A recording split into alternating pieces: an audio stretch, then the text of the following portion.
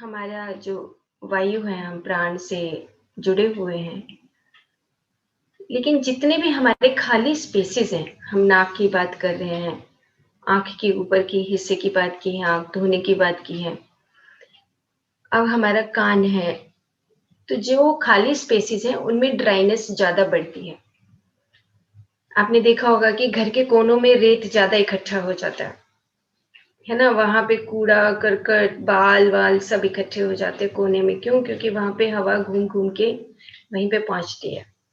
Same इसी तरीके से हमारी बॉडी में भी जो खाली पार्ट होते हैं, जैसे नाक है, आँख का ऊपर का हिस्सा है, कान है, नाभि है, इन सब में हमें ऑयल अप्लाई करना चाहिए, ताकि जो वायु है, वो शांत हो जाए।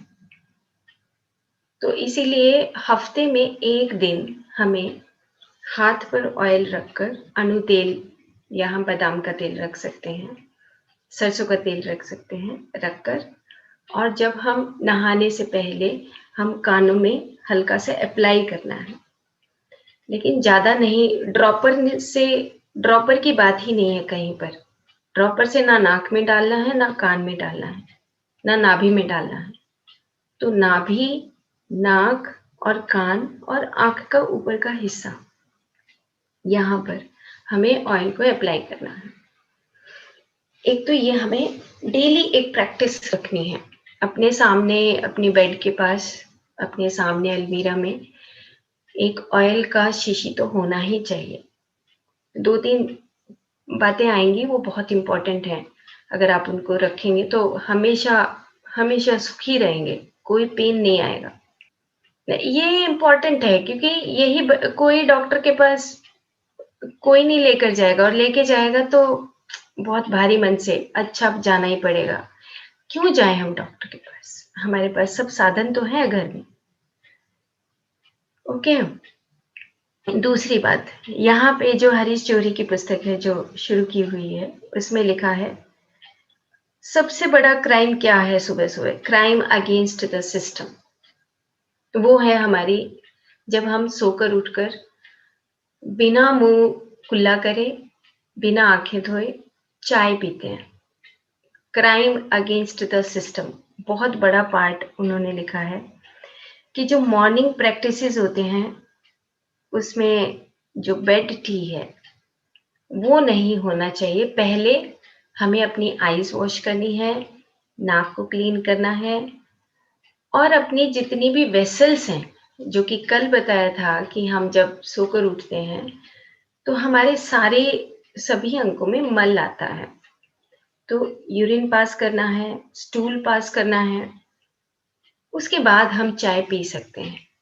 लेकिन अगर हम बिना स्टूल पास किए, बिना आँखों को धोए, बिना नाक को साफ किए, बिना कुल्ला किए अगर हम चाय पीते हैं, तो इन्होंने एक वर्ड लिखा है यहाँ पर, chemical stimulant to the system before emptying the bowels and the bladder.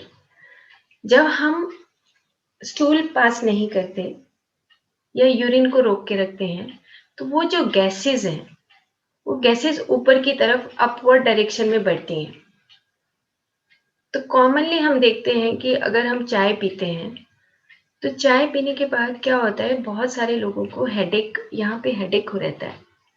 क्यों? क्योंकि जो गैसेस हैं हमारी, बिना स्टूल पास किए हुए हम या यूरिन को ज़्यादा देर रोकते हैं, तो वो गैसेस ऊपर की तरफ अपवर्ड डायरेक्शन में मूव करने लगती हैं।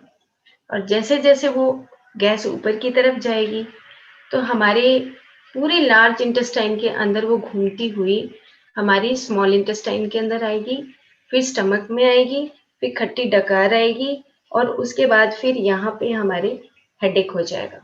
क्यों? क्योंकि यहाँ पे ऊपर आते-आते हमारे खाली स्पेसेस हैं, साइनसेस, और गले से होते हुए वो हमारा परमानेंट हेडेक बन जाएगा।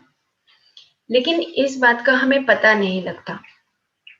क्यों? क्योंकि हम सोचते हैं शायद सिर में दर्द किसी और वजह से है।